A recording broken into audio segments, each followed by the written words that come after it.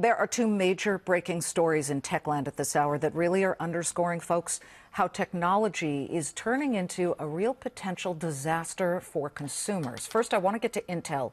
The chip maker has admitted there are serious security flaws in several generations of its widely used chips that were sold over the recent years. The processors are used in computers that are sold by Dell, Lenovo, HP Inc., and Hewlett-Packard Enterprise, as well as other manufacturers. Homeland Security, and this gets to be the disconcerting part, too. Homeland Security has even jumped into the fray here in the last couple of hours, warning businesses to act on Intel's alerts and heed warnings about the flaws and figure out how to patch this hole.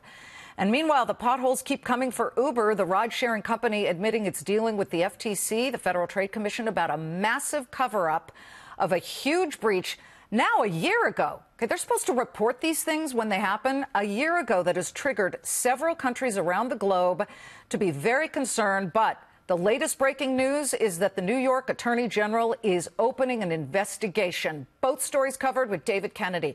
He is what's called a white hat hacker, founder of cybersecurity company TrustedSec, and Fox Business's Deirdre Bolton. David, to you first on Intel. Let's get right to Intel.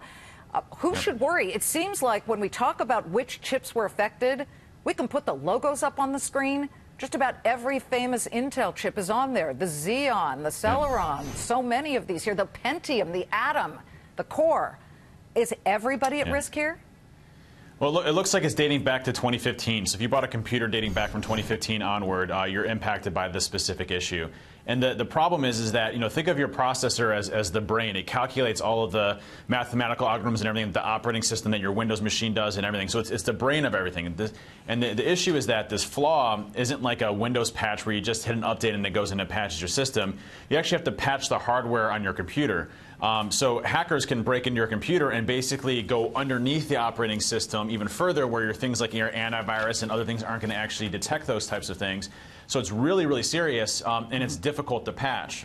So it's very concerning for corporations and businesses. Jump in there. It's so difficult to patch that apparently only Dell and Lenovo have figured out a way to actually instruct their consumers who own these things how to patch it remotely instead of having to bring them in somewhere. I mean, it makes me wonder, certainly, why this hole, which comes in what was called, I believe, the management engine.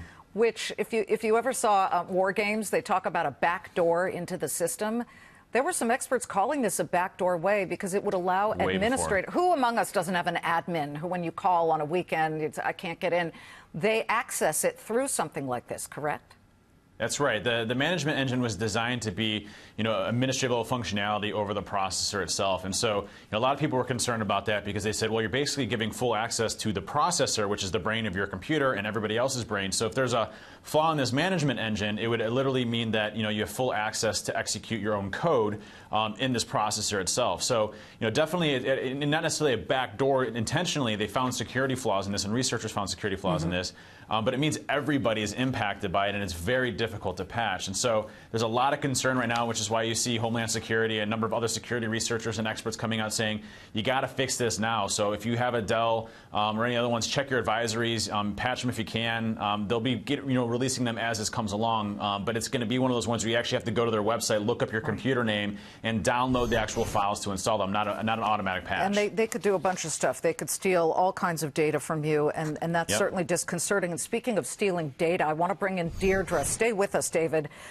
Deirdre, Uber right now is hearing from state attorneys general, not just New York, as I understand it. And that is the breaking news here. And they are now looking into it. And if you look, it's not every business's fault to be hacked.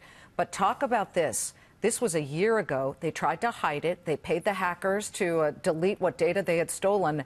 And the question is, did they fail to disclose the data breach, which is now a rule, I believe? It's not a law, but it's a rule. It is a rule, Liz. This is an epic fail. If you want to speak in Twitter language, hashtag epic fail. One thing I do want to highlight is that the CEO at the time of this breach and at the time that Uber basically paid off the hackers, you just alluded to this, $100,000 to keep it quiet and not share the data. You're looking at him now on your screens, Travis Kalanick. So many people at the time and since have said, listen, he lacked the maturity to be CEO, and there are his stronger critics, which say he lacked the ethical guidance for that role. So the new CEO clearly has a lot of work cut out for him.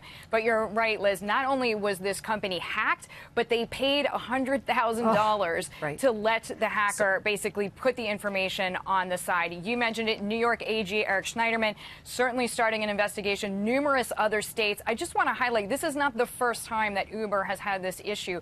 Back in 2014, Uber actually paid, and it was the same New York AG, $20,000 penalty for a failure to provide information about a much smaller You've got to release hack. the news so that people understand and are prepared. Well, you also need to contact the FTC, and you do need to contact states' AGs so that they can also try to get the hacker as well. I mean, this person should not benefit from selling stolen information. That's illegal. So this is, in this long list of problems. One thing I want to highlight for you, though, is Uber has, in fact, reached out, giving notices to some of the drivers whose license numbers were taken. Not only customers, 50 million global customers were affected, but 7 million drivers. Let me jump in here because, David, let me just put this out there. You're the Uber hacker, and they pay you $100,000 to please delete the information. Are these hackers doing that? Did they just take the money and run? I mean, this seems so ridiculous to me. Of course they didn't delete it. It depends on the hacker, honestly, and some of these hackers actually make full-fledged, lives out of this type of thing, where they'll hold companies and say, hey, I have all your data, you're going to pay me or else I'm going to release it. But yeah, I mean, you're talking about an ethical issue where you're trusting a hacker that broke into your infrastructure illegally in the first place. You're going to pay him $100,000 and hopefully he gets rid of it. So that information is probably already out there. It's probably on backups. Who knows who it's been shared with, and they didn't report it. I mean, that's bad.